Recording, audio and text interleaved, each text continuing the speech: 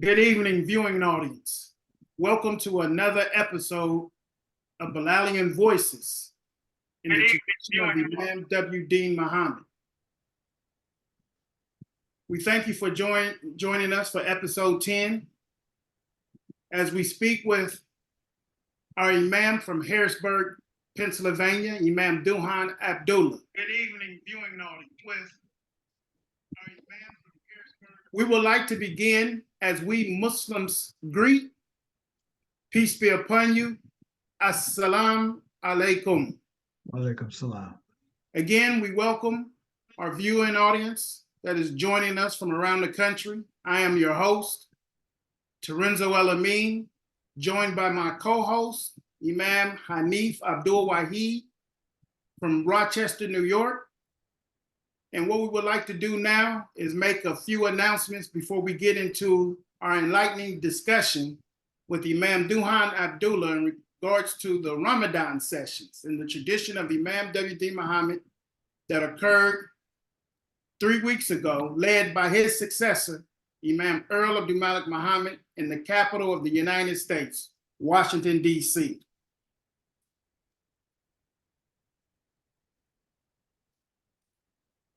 Sunday, the first Sunday in May 5th, our leader, Imam Earl AbdulMalik Mohammed, will be returning to the city of Detroit, Michigan, after a very successful 94th annual Savior's Day observance that took place there in Detroit, Michigan. He will be returning, and his topic will be Cities of America Come Alive, Islam and the Salvation Road. It will be held at the International Institute of Metropolitan Detroit. The address is 111 East Kirby Street. Free attendance and open to the public. Doors open at 1:30. Program begins at 2 p.m. Also, our leader has been invited by the citizens of Dallas, Texas, to address the public there. His topic for Sunday, June 2nd, Standing in the Last Days, Islam, Humanity, and an Intelligent Morality. And on Saturday, July 6th, Muslim American leader Imam Earl AbdulMalik Mohammed will be returning for the 4th time to Rochester, New York, to give an Independence Day public address. The topic, the sacred aim of neighborhood excellence, restoring the lost property of the American people.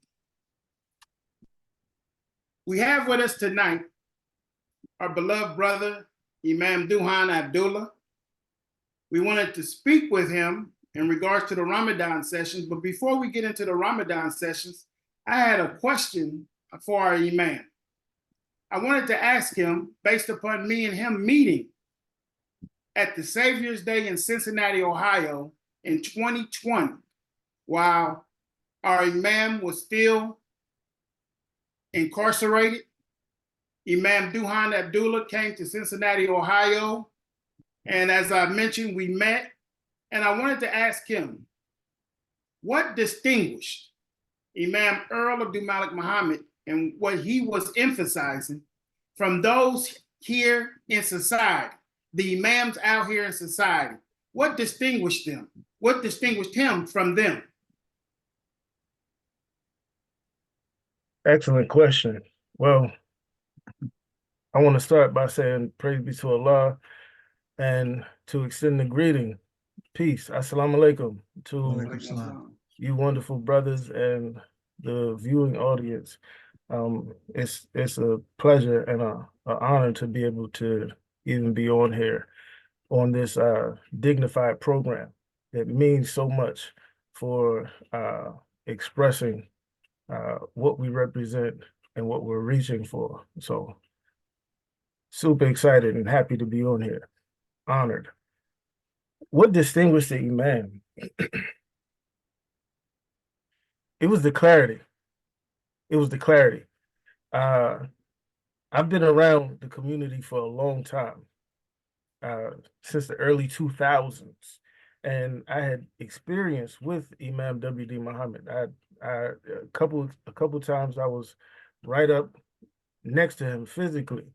Um, and I had brought him to my university, and a lot of that had to do with making a connection with Imam AbdulMalik and working with him back in the early 2000s. So I knew him. I knew the quality of his intellect, his teaching, his mind, his integrity. I knew him. I worked with him before, and uh, I had that working in the back of my head. And after the passing of Imam W.D. Muhammad, everybody who was part of the community could tell, like it's abundantly obvious that there was a shift. There was a change in what I'm going to call the temperature of the community, the climate that we lived in. It was a drastic temperature change, and it was not like what it was when Imam W.D. Muhammad was with us physically. And along with that change, accompanying that change, part of what accounted for that change was a decline in different areas of the life. And, I was always searching out for whatever was the closest and best representation of Imam W.D. Muhammad. And whatever registered to me as being most closely like him, resembling him and what he stood for, that's kind of what I gravitated towards. But there was nothing that satisfied me.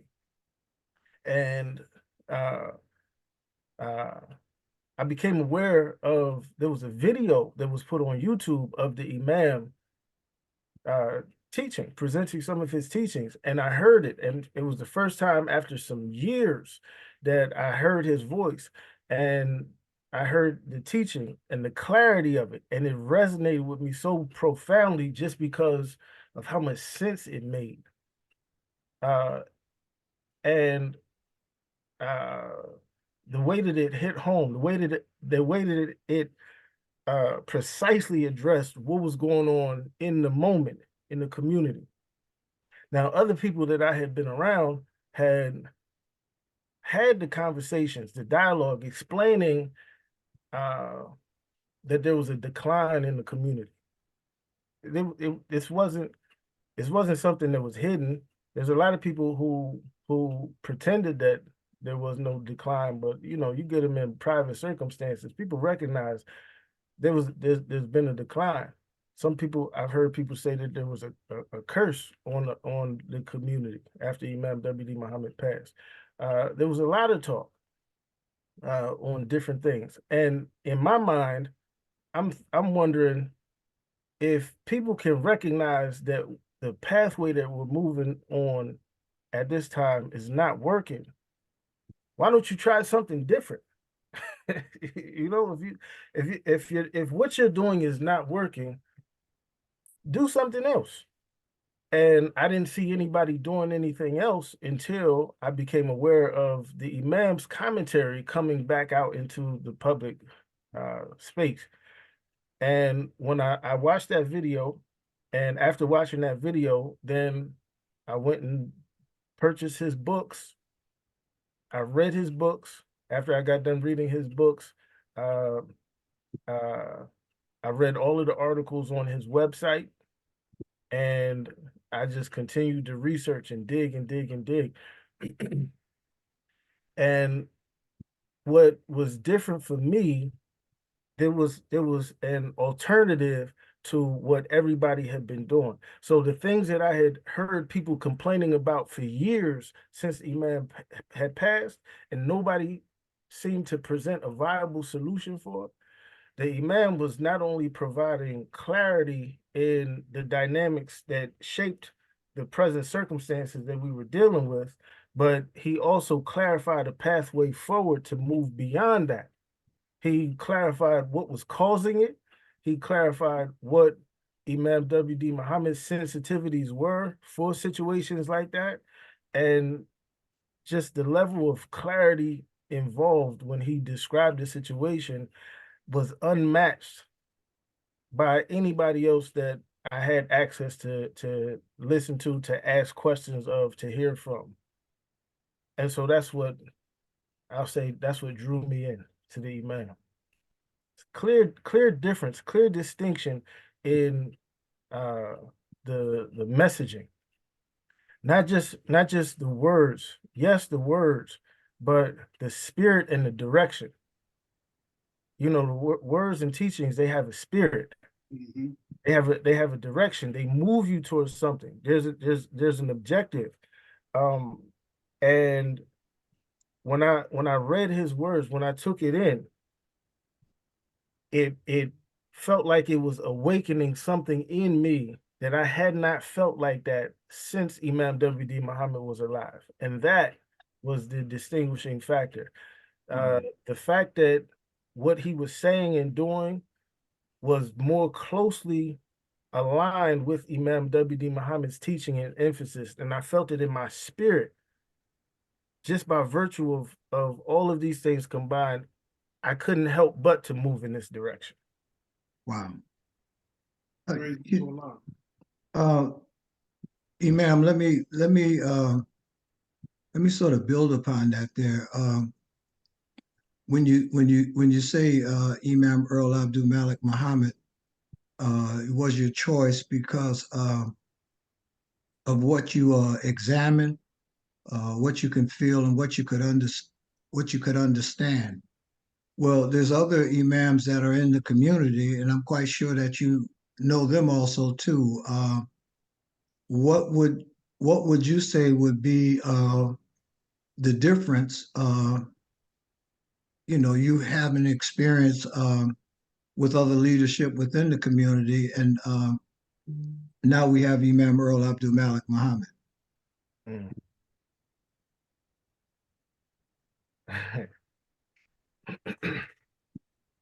I'll say it like this. I'll say it like this. Back in the early 2000s, when I first got in contact with Imam AbdulMalik and started working with him, the way that worked was I was in college and he was speaking at a public library in Washington, D.C. So I organized a trip of some of the Muslims from my college to go down and listen to him speak. And we stayed for the question and answer session, and then after it was over, I went up to him personally and asked him if he would be able to come up to my university and speak to the students there. And immediately he told me, "Why don't you just get Imam W. Deen Mohammed?" And I didn't know that was even an option. In my head, I hadn't even considered that because I didn't know that was even something that was attainable. I hadn't even considered it. But that's immediately where he went. It was because of my interactions with Imam WD, or excuse me, it was because of my interactions with Imam AbdulMalik that I was put into close proximity with Imam WD Muhammad. Like, I was given access to Imam WD Muhammad by way of my connection to Imam AbdulMalik more than anybody else in the community anywhere. And so that was a distinguishing factor.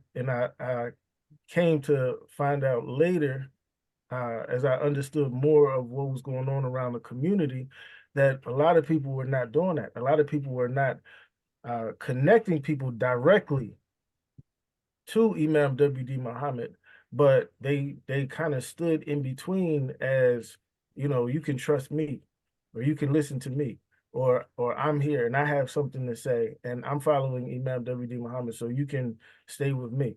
But it was kind of a buffer. There was a space, I'm going to call it now a wedge that was in between the people and Imam W.D. Muhammad in a lot of ways.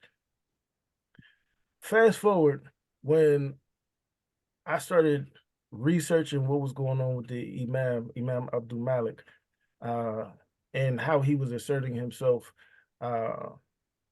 as the successor to Imam W.D. Muhammad. And I started moving in this direction to support this. I was questioning a lot of people. I was researching. I was trying to figure all of this out. I was trying to make sense of it. And I was getting phone calls from around the country and around the world, like literally around the world. People were calling me from all over the place to discourage me from just even opening my mind to even consider anything that Imam AbdulMalik had to offer.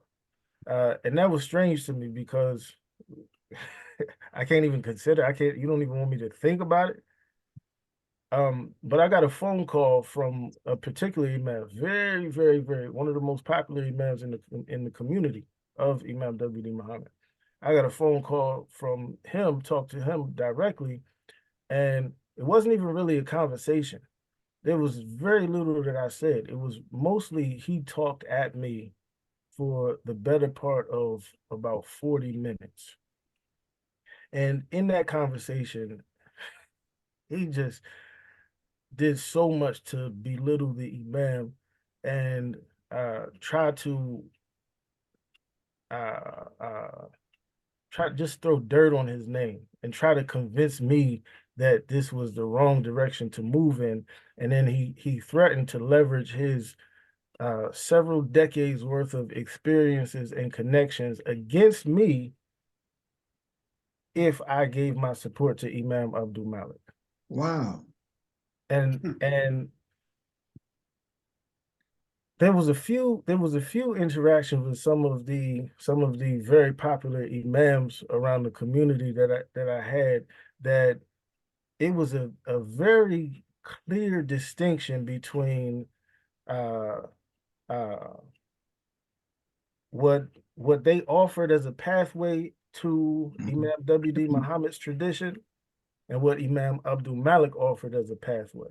And I found that what Imam AbdulMalik offered as a pathway to the legitimate tradition of Imam W. Deen Mohammed was just that. It was much more legitimate. It was much more clear.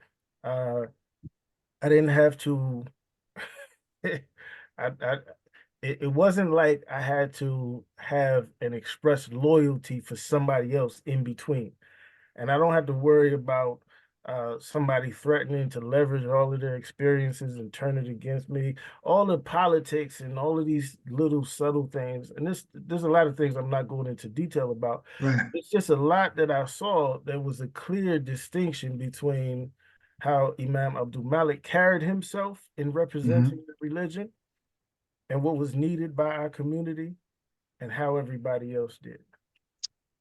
Can I share an observation with you? Absolutely. Just quickly.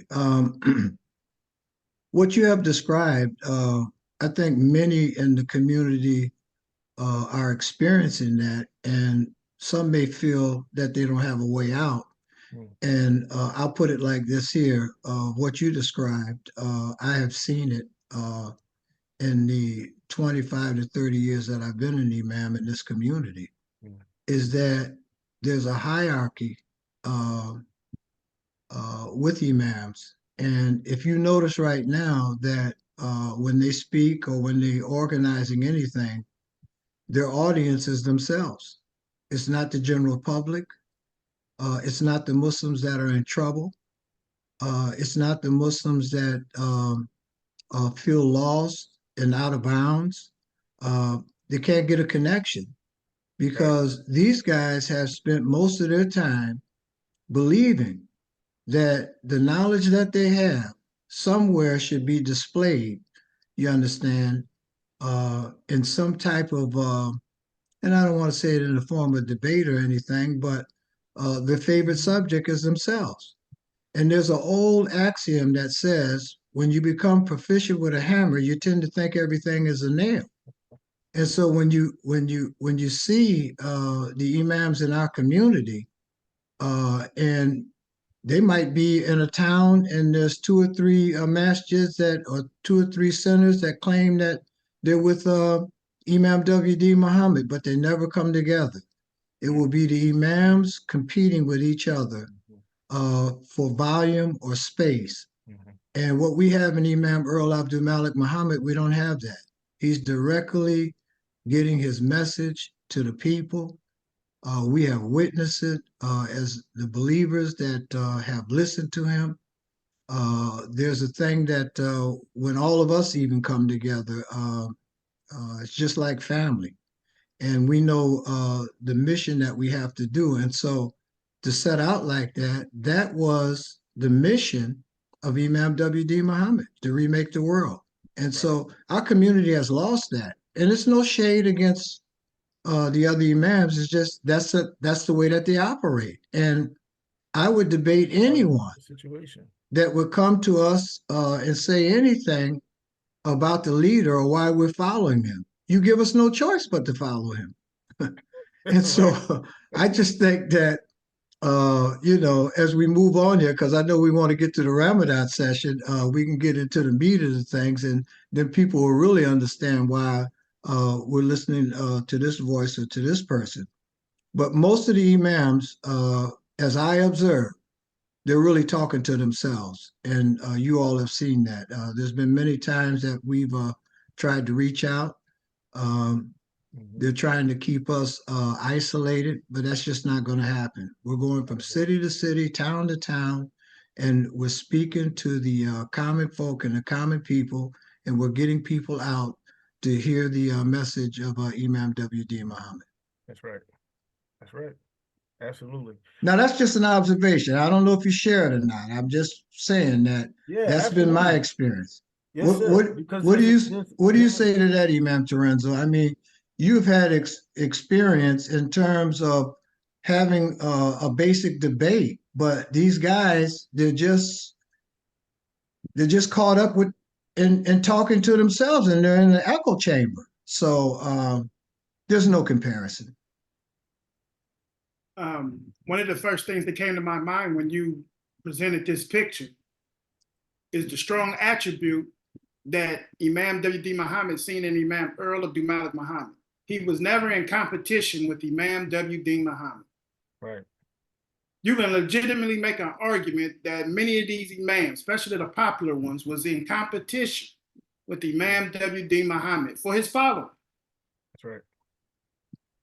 What I like to bring to the viewing audience attention now is the Ramadan Sessions. The Ramadan Sessions in the tradition of Imam W. Deen Mohammed, led by his successor, Imam Earl AbdulMalik Mohammed. Before I get into this question, I would like to have Imam Dhuhan, if he would share with the viewing audience, his experience with his daughters. He brought his daughters, 3 of his daughters, to this Ramadan session. And for the viewing audience, this is the 5th Ramadan session that occurred this year, led by Imam Earl AbdulMalik Mohammed in the tradition of Imam W. Deen Mohammed. Soon as he was released, within, I think,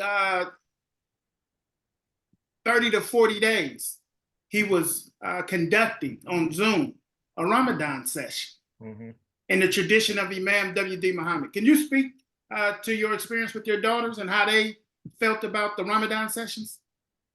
Yeah. So it was a blessing just to be able to bring them to something like that, because it was specifically in the tradition of Imam W. Deen Mohammed, distinguished from the way so many of these other events are happening. This one stayed true to the way that Imam W. Deen Mohammed led the Ramadan sessions and the focus and the spirit that he had for it.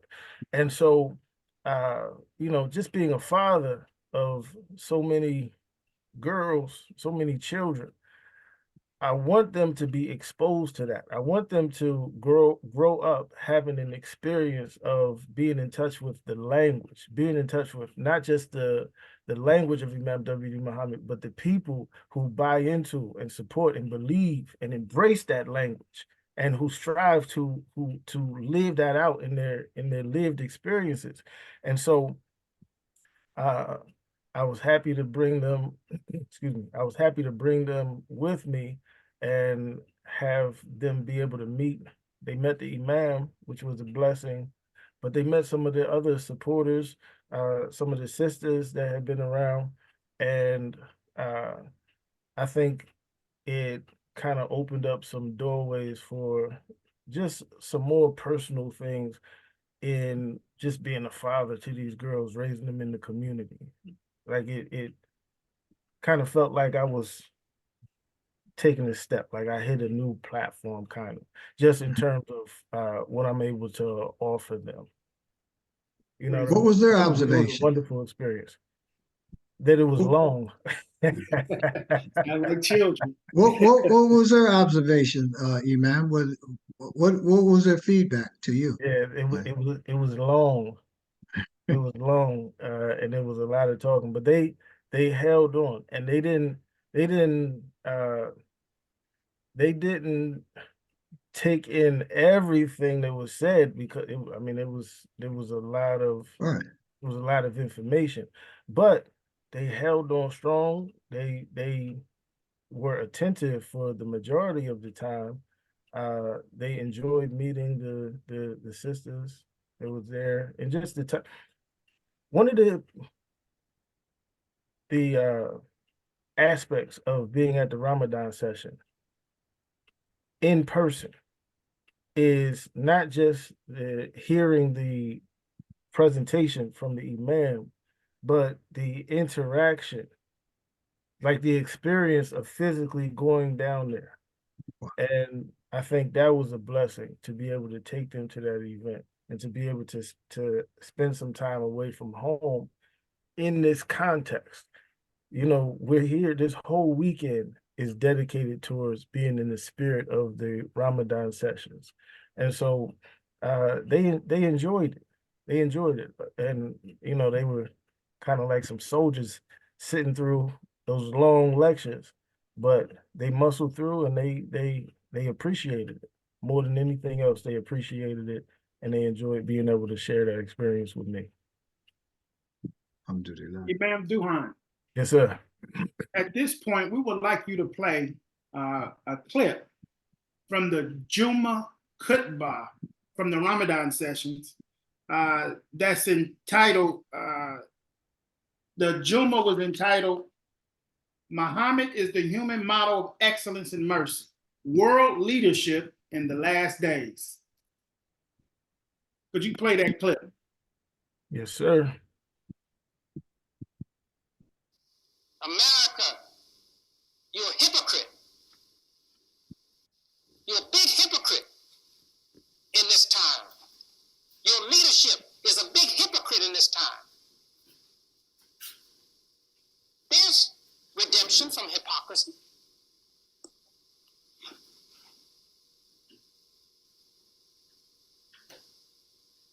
There's forgiveness for hypocrisy.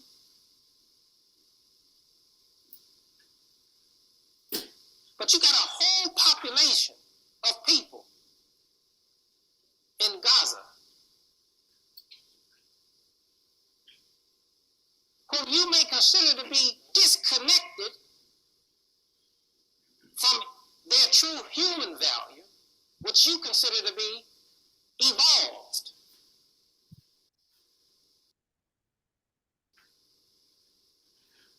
And therefore, their lives are expendable.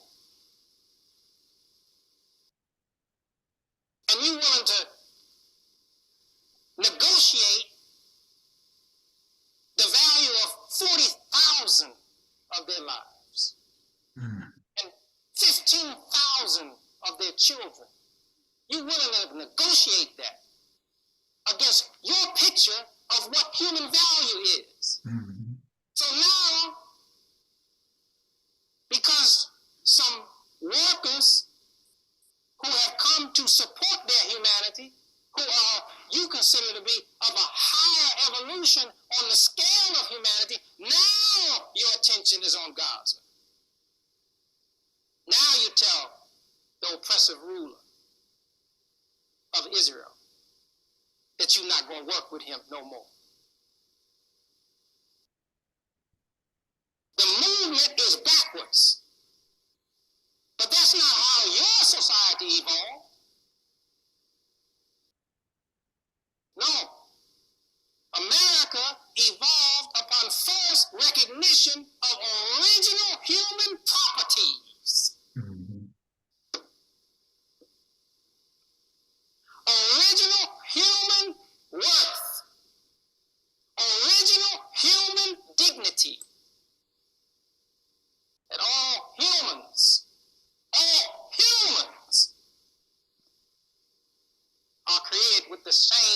possibilities, even if they have yet to realize those possibilities. And within your own story was the degradation of a people. Within your own story, the degradation of a whole people, a people that you separated from their connections to their supportive institutions of progress. You deliberately separated them from that and reduced them to dead matter. Right?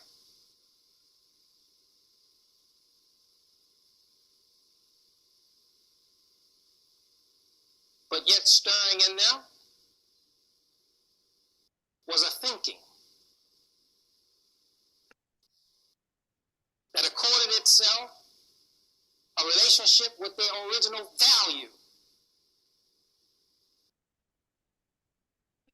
And that connection to that understanding and that value was of such strength and conviction and purpose that it redefined and awakened you, America, to your original purpose after you had lost it. And now it's happening again. And now it's happening again. And it's not happening in the language and in the emphasis of the Christian civil rights people. Right. It's happening in the language and the systems and the thinking and the references to the Muslim African American people. Yes. Yeah. I guarantee you that there's no preacher in these United States of America preaching now in the Jummah hour what I'm preaching.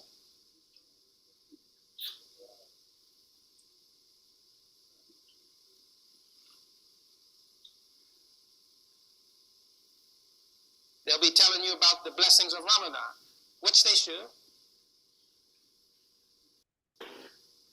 They'll be telling you about the attendance at the Tarawih prayer, which they should.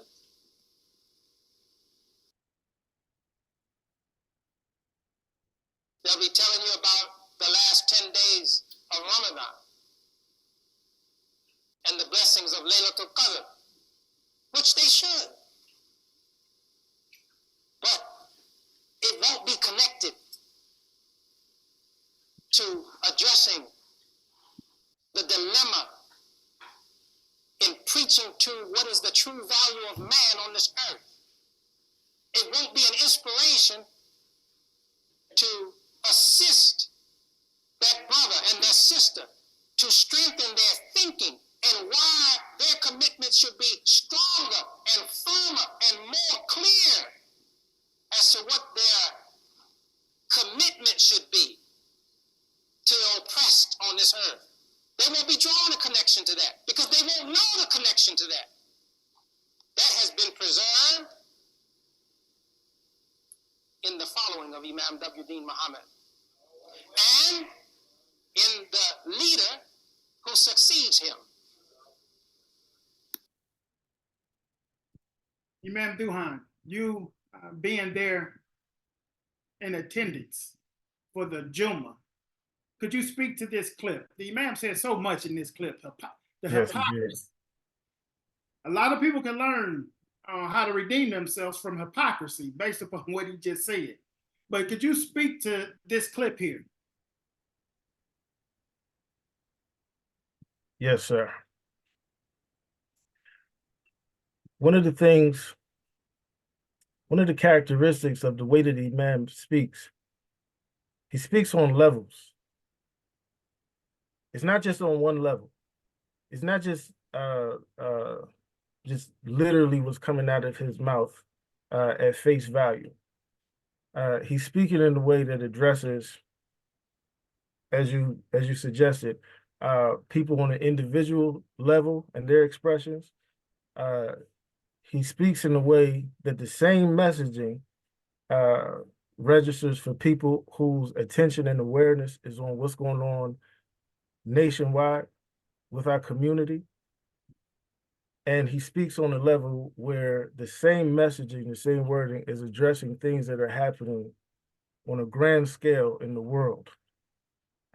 Very, very, very sharp insight, very, very focused, very precise and calculated.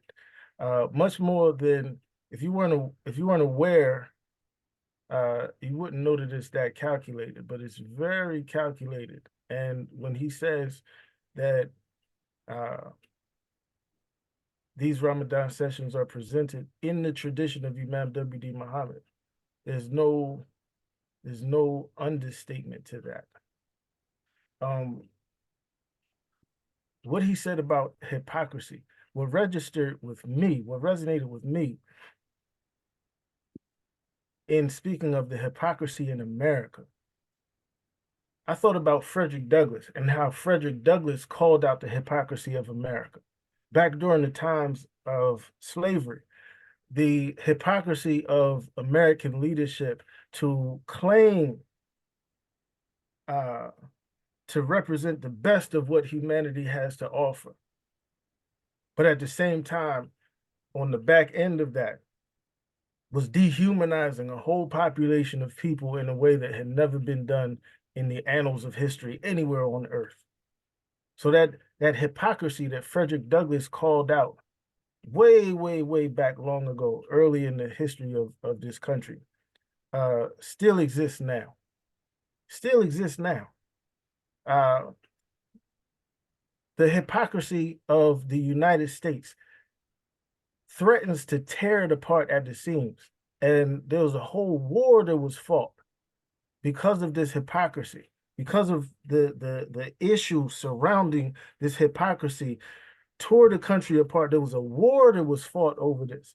And this same hypocrisy that has yet to be resolved still threatens the existence of America, still threatens the livelihood and the continuity of America.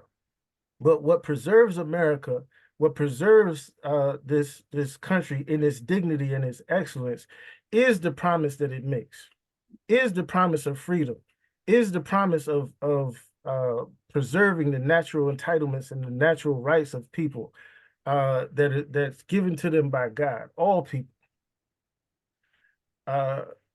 And so this hypocrisy lingers in the background. And although it doesn't look the same as it did back when we had outright slavery, we see when there's a situation in the world where genocide is occurring and people are being slaughtered en masse, and the leadership of the United States is supporting that interest.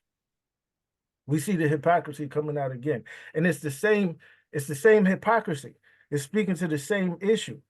The claim to be representing the best of human life and the dignity of human life, but on the back end, you treat the lives of a different people as though it's worthless. And so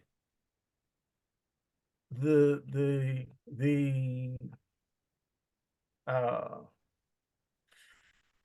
strength that exists, that provides for America to be able to still stand and proceed forward is in its promise. But who is it that's going to hold America to that promise? Who is it that's going to hold America to that promise? If the leadership that's been around back during the time of Frederick Douglass was unable to hold to that promise, and it threatened to tear the country apart, and then we're still dealing with it up until now, who is it that's going to hold America to that promise? What voice, what population, what representation? Who is going to be the one to stand up and represent the ideals of the best of what America offers? Who's going to redeem, who's in a position to redeem America from its hypocrisy? Clearly, it's not the people who have been in charge since the time of Frederick Douglass and all the way up until now. Another face has to represent the dignity of America's promise. And so that's one of the distinguishing features of Imam W. Deen Mohammed's leadership, was that he is unwavering in his presentation of Islam and his ability to reconcile the picture of the life that we've endured in this country as a people up from slavery and Jim Crow and all of the things that we've endured. Imam W. Deen Mohammed had a clarity about his perception, and he was able to navigate those muddy waters to put us right in the focus that we needed to be on a pathway to step into leadership and to be able to redeem America from its hypocrisy. But it hasn't happened yet. You know, it takes time. It takes time.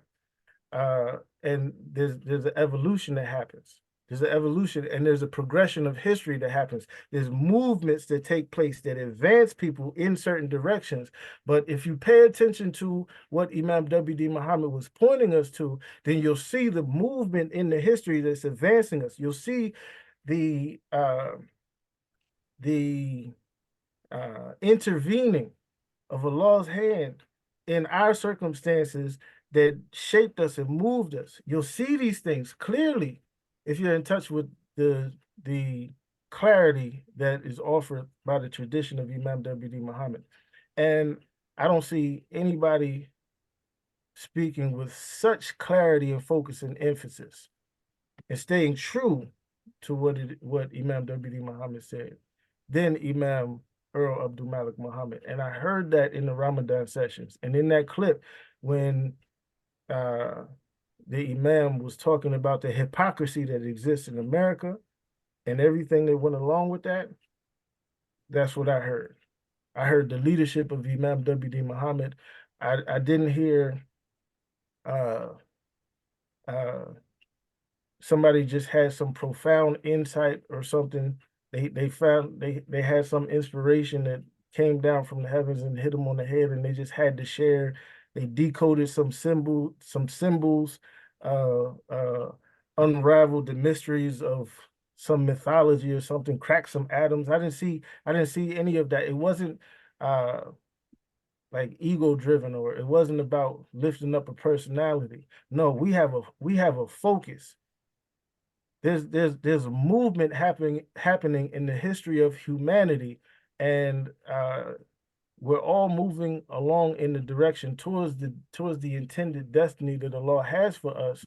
But that's not some pie in the sky mystery. Like I'm not saying that, like, that's not something to be seen as just some religious mumbo jumbo, some religious talk. Like, this is reality playing out right in front of us. The dynamics of society in the country around us, the dynamics of the world politics, the shifts in everything that's happening. Imam AbdulMalik is able to address that in the same way that Imam W. Deen Mohammed was. And so many things that you know, a lot of people, they don't grasp how all of these moving parts fit together. And there's a lot of people who I think are just guessing.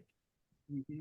And they're contained in their small perception, and they don't really have enough trust to to put their life behind a particular leadership. They don't really have somebody who is in a position of leader that they can trust to put their life behind, or to put their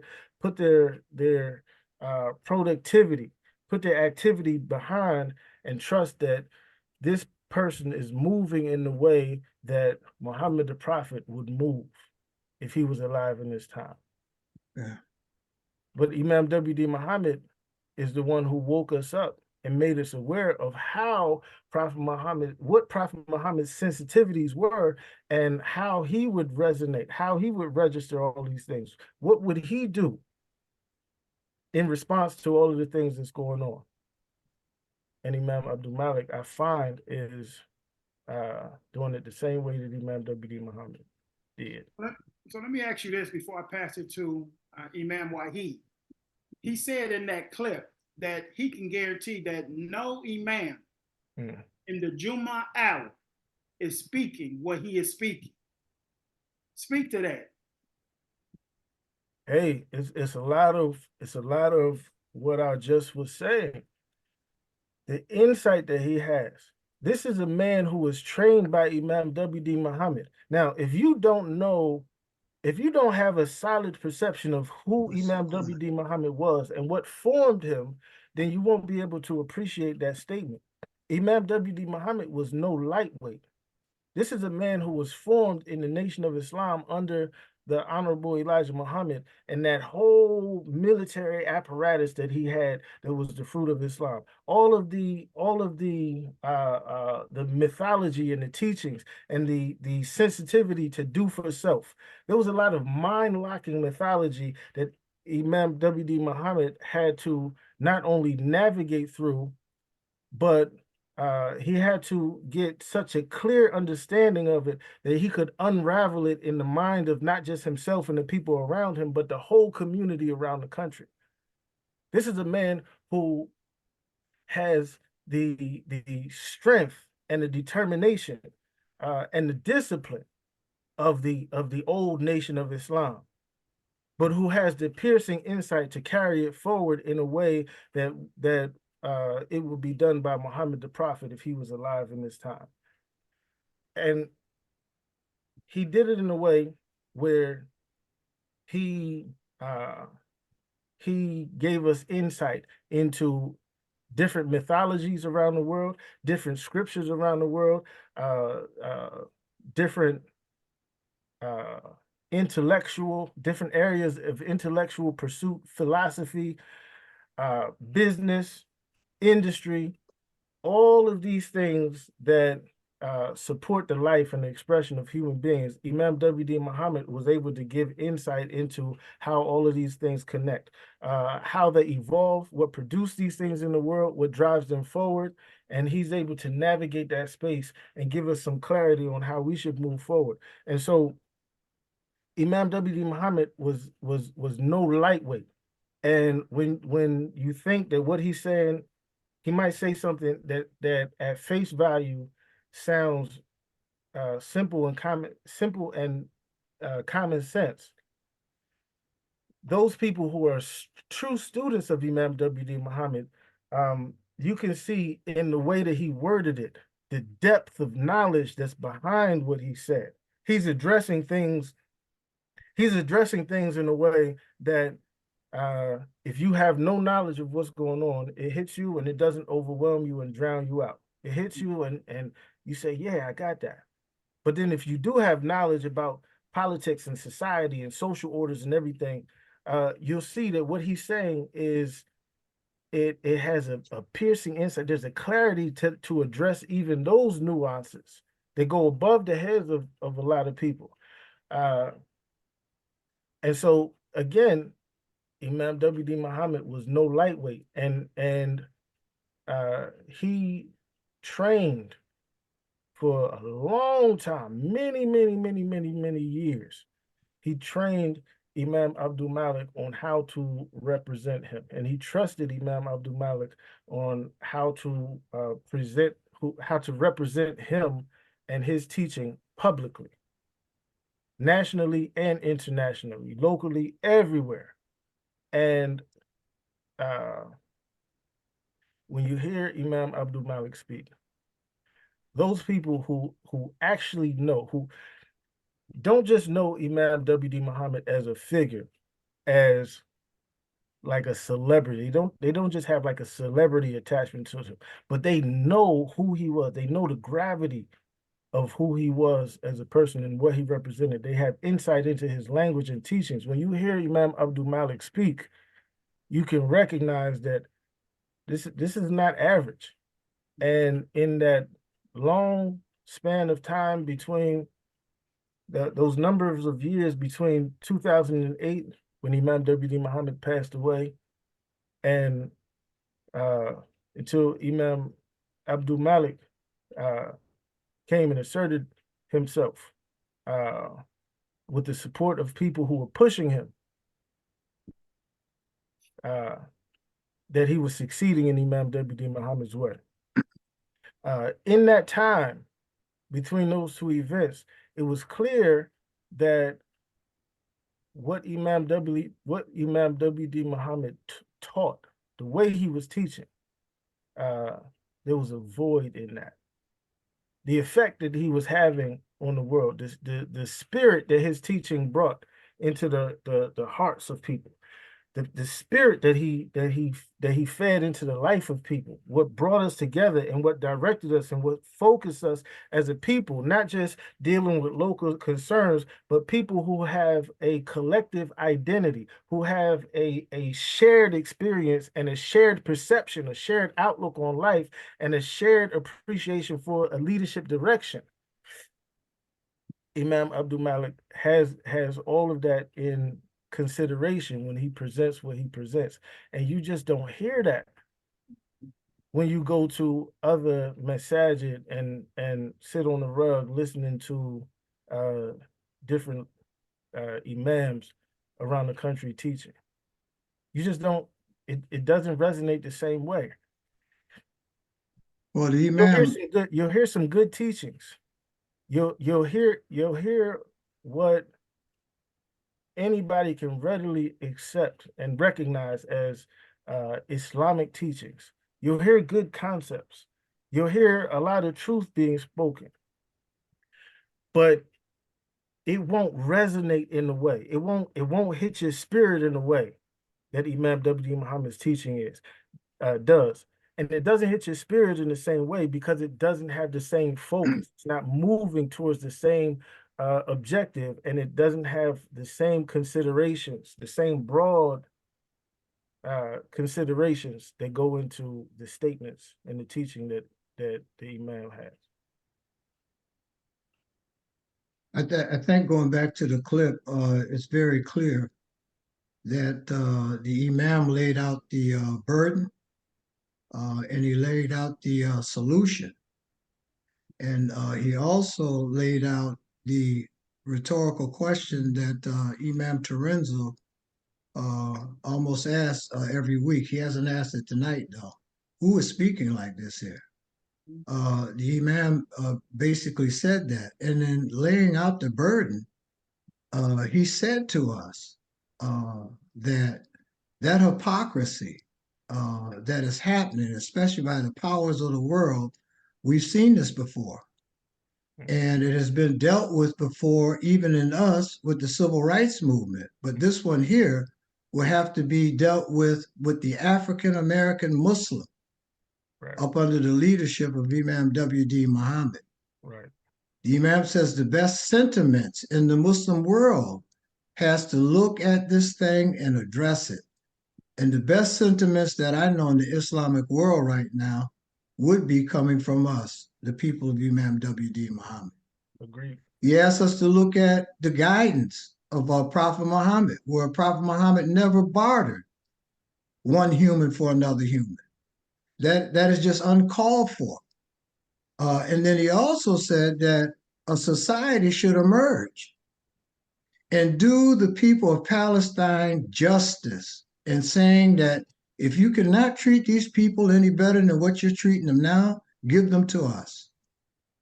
That should have happened for the African American. It didn't. And that's part of the hypocrisy that is there.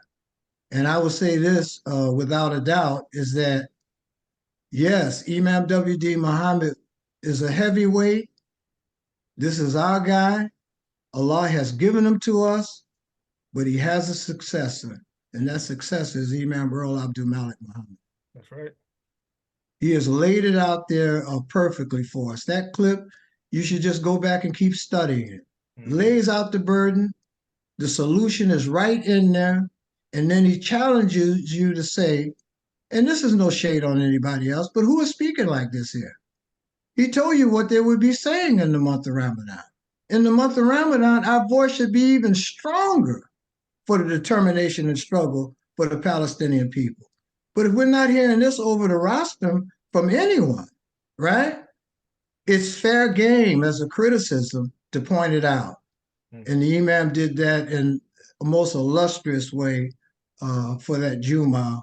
I was excited, just like how you brothers was. I mean, we talked about it the whole time. But I'll tell you like this here is that we know the value and the leadership of what we have. And I see it in you brothers also too. I mean, you don't waver when it comes to describing the leadership, obeying the leadership, and supporting the leadership. And the more that we can get that to happen, then I think the best sentiments in the Muslim world is going to overcome this crisis that is in the world. And they have to listen to us as African American Muslims. We're the most recent. We've got 50 years up under Imam W. Deen Mohammed. We're getting ready to celebrate that. And that means something in the Islamic world. The Islamic world had high respect and high regard for our leader. They think that he's gone now, but he's not. We've got a successor that is continuing along in this tradition. And be forewarned that we're getting ready to turn it up even a little bit more. Yes, sir. Powerful. Imam, Ramadan Sessions were powerful. Imam Dhuhan, Yes, sir. before we conclude with our discussion with you, I'd like to point the viewing audience to a letter that our leader, Imam Earl AbdulMalik Mohammed, wrote and sent to the President of the United States back in October. I want to say October 17th, 2023.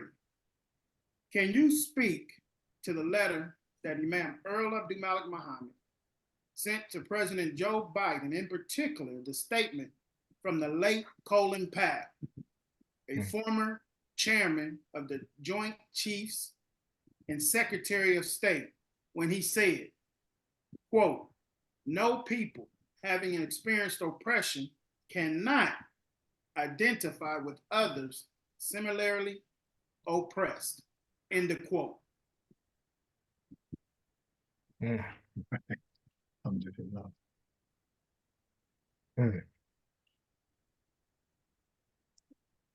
Yes, this is it's masterful how the man put that letter together that he sent to the President of the United States.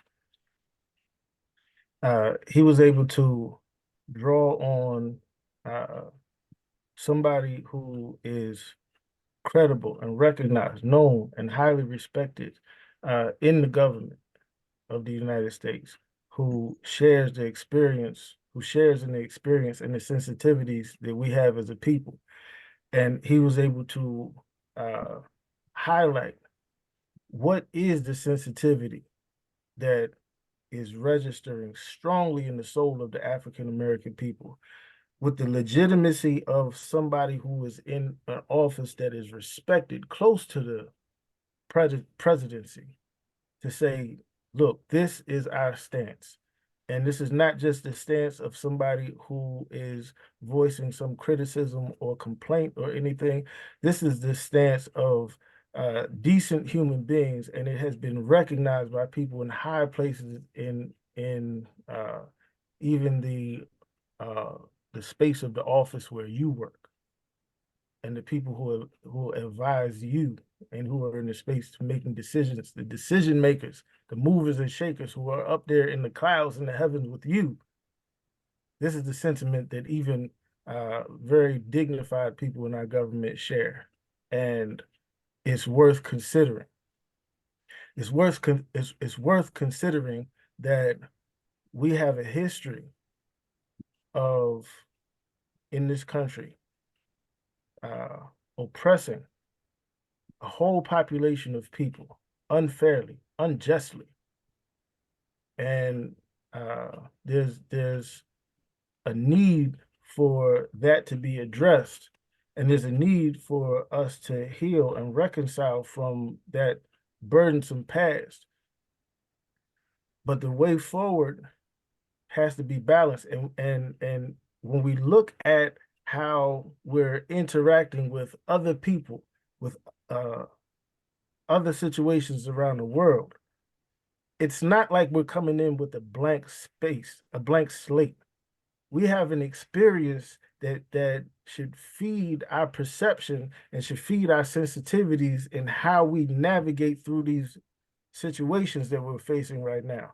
And the way that we're facing this situation right now, as a country, behind the leadership, the official leadership of this country, is incorrect.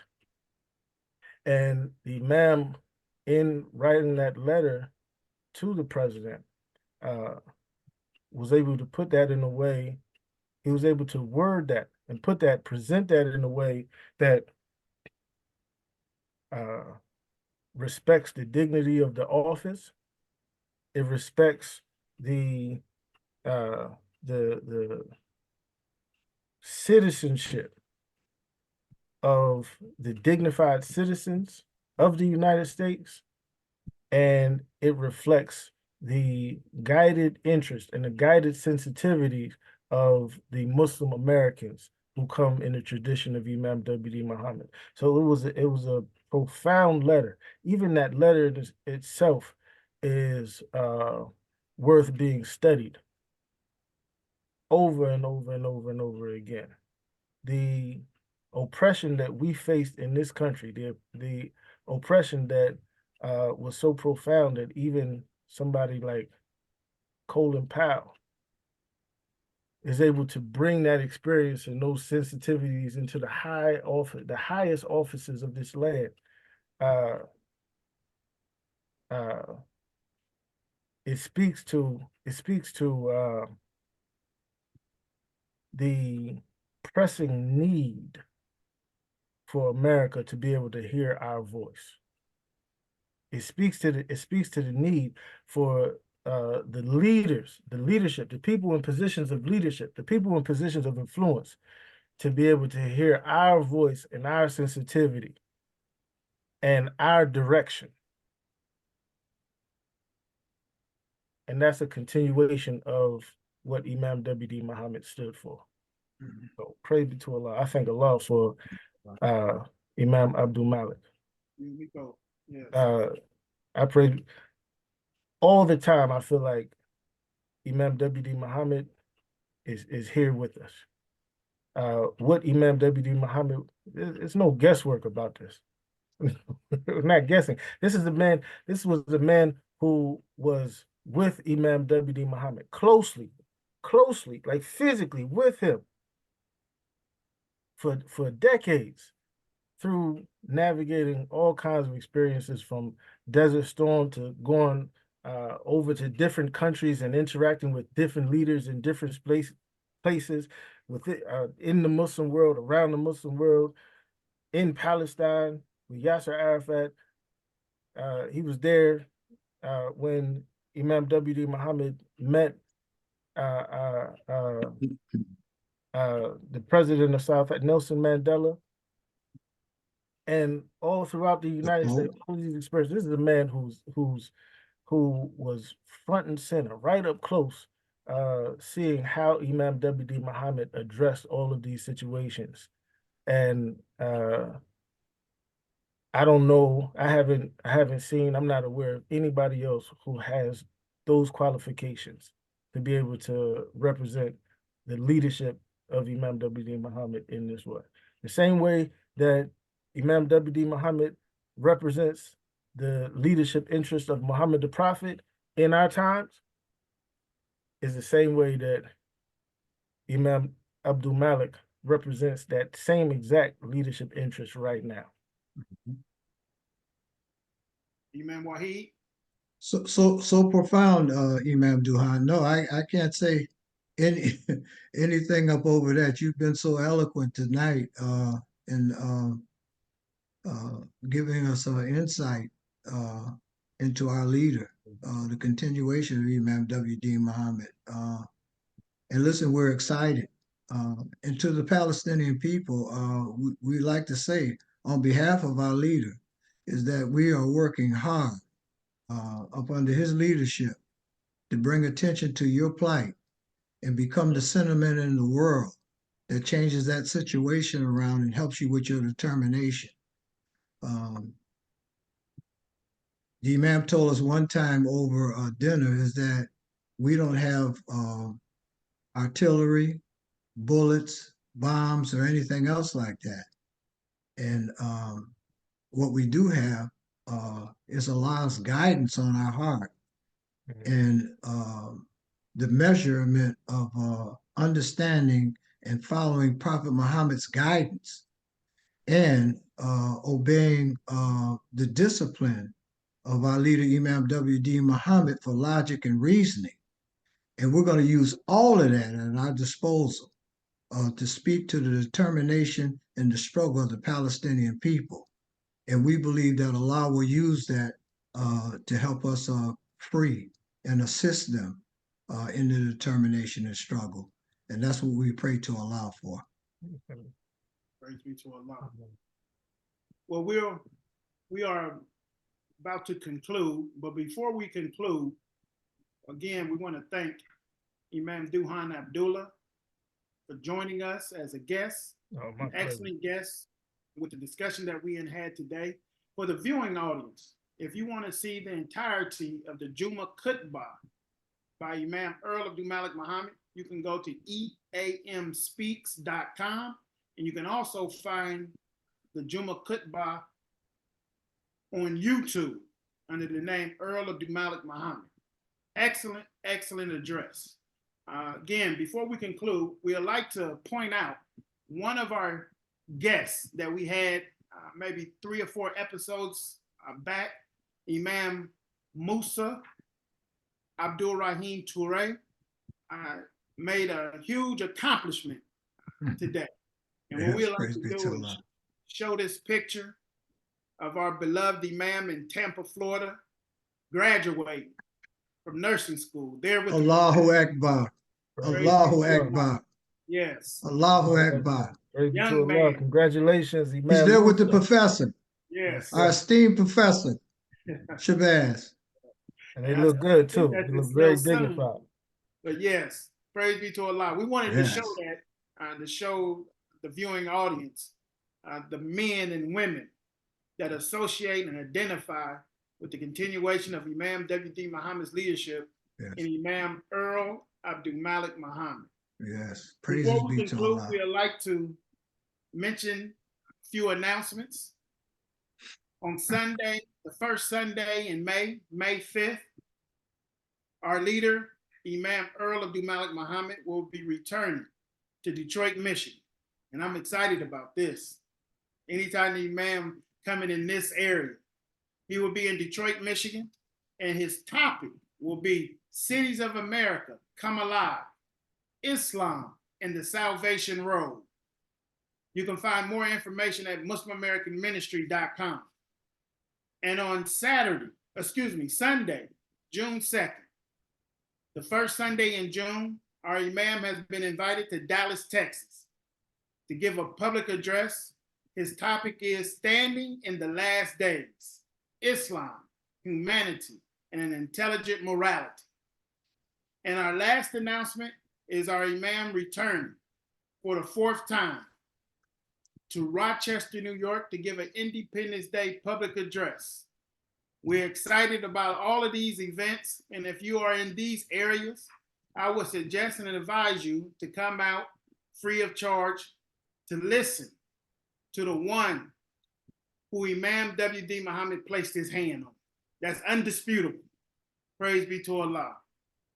Now, we would like to conclude with Imam W. Deen Mohammed's dua, the prayer of purification and purpose.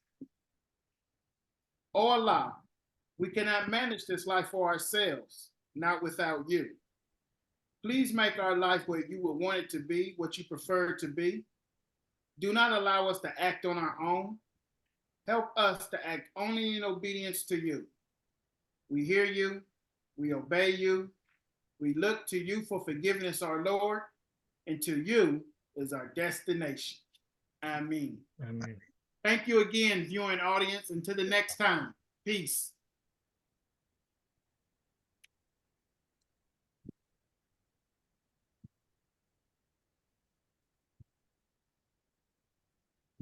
Beautiful, Imam.